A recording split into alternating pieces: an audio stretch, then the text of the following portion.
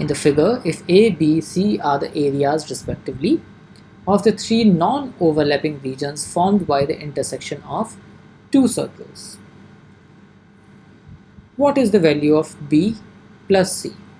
Alright, so B is this much area, C is this entire area, so we need to find out the area of this entire circle because B plus C is area of this circle. Now the first statement says that A plus 2B plus C is equal to 24.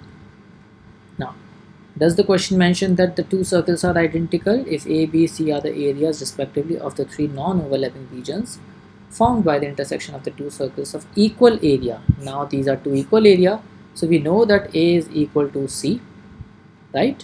And in that case we can say that A plus 2B plus C equal to 24 can be written as, because A is equal to C, so C plus 2B plus C is equal to 24, which means 2B plus 2C is equal to 24, and that gives us B plus C is equal to 12.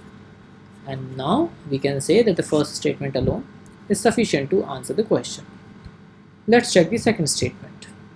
The second statement says that A plus C is equal to 18 while B is equal to 3. But we already know that A is equal to C because these two circles are of equal area.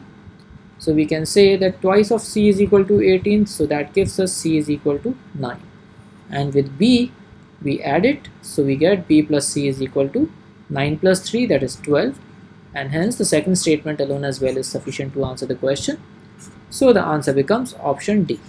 That is, each statement alone is sufficient to answer the question. Thank you so much.